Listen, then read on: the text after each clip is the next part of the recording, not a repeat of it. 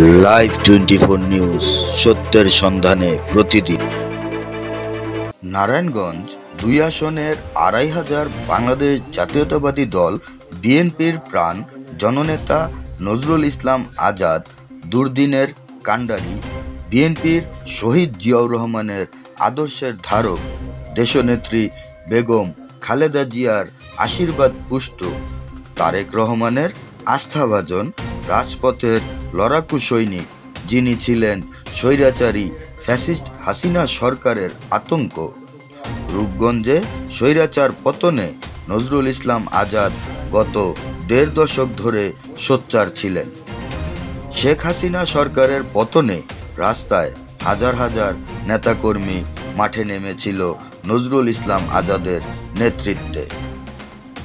২৫০০ Satgram union Jubodal সহসভাপতি কাজী আরাফাত হোসেন বলেন, নজরুল ইসলাম আজাদ ভাইয়ের নেতৃত্বে ২৫০০বাসী ঐক্যবদ্ধ হয়ে কাজ করছেন। তিনি বক্তব্যে আরও বলেন, বিএনপিতে যুক্ত হওয়ার কারণে ১৪-১৫টি মিথ্যা মামলায় কারা নির্যাতিত হয়েছি। সাবেক সংসদ সদস্যের সন্ত্রাসী বাহিনী দ্বারা বারবার নির্যাতিত হয়েছি। ৫ই আগস্টের পর নজরুল ইসলাম আজাদের নির্দেশে ২৫০০ উপজেলা বিএনপির অঙ্গ সংগঠনের নেতাকর্মীরা সন্ত্রাস, চাঁদাবাজ, মাদক, ভূমিদস্যুর মতো নৈরাজ্য মুক্ত রাখার জন্য ঐক্যবদ্ধ হয়ে কাজ করছি বলে জানান ২৫০০ সাতগ্রাম ইউনিয়ন যুবদল সহসভাপতি কাজী আরাফাত হোসেন। আমি ওনাকে দেখা পাওয়ার পরে রাজনীতিতে আমার অনেকটা স্পিড বেড়ে গেল। আমার রাজনীতির করার যেই সাহস তা আবার ফিরে পেলাম। তারপর আমি যতটুকু দেখেছি হয়েছে, কার কি হয়েছে সব খোঁজ খবর উনি রেখেছে। এখন আমি আজাদ সাহেবকে রাজপথে এতটুকু পেয়েছি যে আমি বলতে পারবো আজাদ সাহেব সারা বাংলাদেশে এরকম রাজপথে কেউ আর এতটুকু অবদান রাখে নাই। আমি সবাইকে চ্যালেঞ্জ করেই বলতে পারি, আজাদ সাহেবকে আমি স্বচক্ষে যতটুকু দেখেছি, উনি কোনো প্রোগ্রাম মিস করেন নাই। দেশনায়ক তারেক রহমানের নির্দেশে আজাদ সাহেব আমাদেরকে সবসময় বলেছেন যে আমার নেতা, আমার বীর তারেক রহমান যে স্বপ্ন দেখে সেই স্বপ্ন বাস্তবায়ন করবে। সেই লক্ষ্যে আজাদ সাহেব আমাদের আইডল। আজাদ সাহেবের সাথে চলতে পেরে আমাদের জুলাই আগস্ট নতুন বাংলাদেশ, যেটা ক্যাপ্টেন জি বলে, এই আসলে জুলাই আগস্টের গণ অভ্যুত্থান, এই অভ্যুত্থানের স্বৈরাচার পতনে আসলে আপনি ব্যক্তিগতভাবে আসলে রাজপথে থেকে কি ধরনের ভূমিকা রেখেছেন?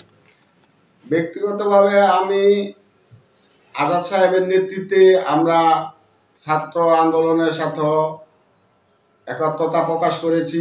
যতটুকু সম্ভব সশরীরে উপস্থিত থেকেছি, রাজপথ দখল নিয়েছি।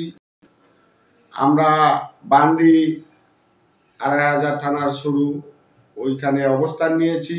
ছাত্র আন্দোলনে কঠোর ভূমিকা পালন করেছে আজাদ সাহেব। আমরা তার সাথে আমি যেহেতু আমার দলের অ্যাক্টিং চেয়ারপারসন বলেন, আন্দোলন নামের মধ্যে দিয়ে যারা রাজপথে থেকেছে তাদের মূল্যায়ন করবে, সেই অনুযায়ী আমি মনে করি নজরুল ইসলাম আজাদ সাহেবের বিকল্প নাই, নারায়ণগঞ্জে নাই। এবং আমি চ্যালেঞ্জ করে বলতে পারি রাজপথে ওনার মতো অবদান কেউ রাখে নাই। আচ্ছা, সেজন্য আমি আজাদ সাহেবের উপরেই ভরসা রাখি। আমি মনে করি নারায়ণগঞ্জ ২। আমরা একটা কথা আপনার সাথে যুক্ত করবো, সেটা হচ্ছে আপনি বারবার একটি কথা বলেন, আসলে আজাদ ভাই রাজপথে যে ধরনের ভূমিকা রেখেছে, ভূমিকা রাখার মতো লোক খুব কম ছিল। আসলে এই জন্য আপনারা তো মানে প্রাউড ফিল করতেছেন যে এই ধরনের নেতৃত্বে আপনারা রাজনীতি করেছেন। জি জি, সেজন্য আমার গর্ব হয়। আমি যখন নারায়ণগঞ্জ নেতৃত্ব শূন্য হয়ে পড়েছিল, তখন আজাদ সাহেব এরকম ভূমিকা এরকম ভাবে অবতীর্ণ হয়েছে, আমাদের কথা বলার সাহস হয়েছে। আমরা জেল খেটেছি, ওই জেল খাটার মধ্যে আজাদ সাহেব সম্পূর্ণ আমাদের দেখাশোনা করেছে, সম্পূর্ণভাবে হেল্প করেছে।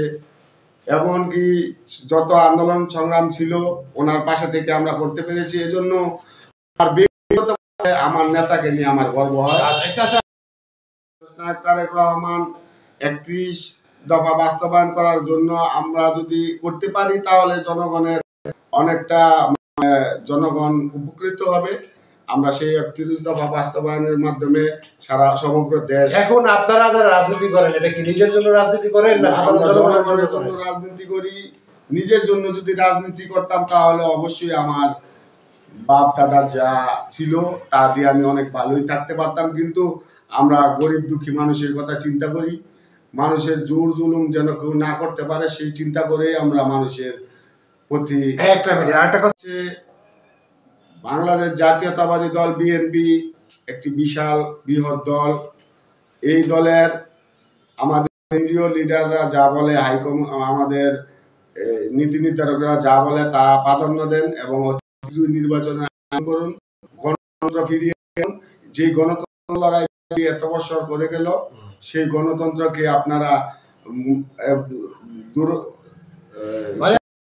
সংস্কার হবে।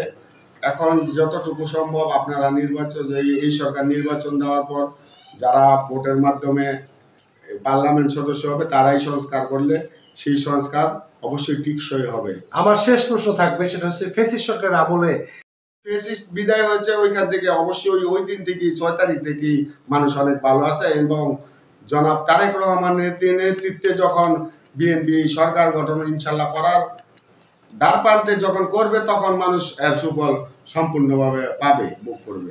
এরকম চাই এবং যতটুকু জানি বিএনপি অবশ্যই গণমানুষের দল, গণমানুষের সাথেই থাকবে। সেই প্রত্যাশাই বিএনপির কাছে আমরা। ধন্যবাদ। শহীদ প্রেসিডেন্ট জিয়াউর রহমান অমর হোক, দেশনেত্রী বেগম খালেদা জিয়া জিন্দাবাদ, তারুণ্যের অহংকার তারেক রহমান আসবে ফিরে, বীরের বেশে বাংলাদেশে তারেক রহমান জিন্দাবাদ। আমার নেতা নজরুল ইসলাম আজাদ সাহেব।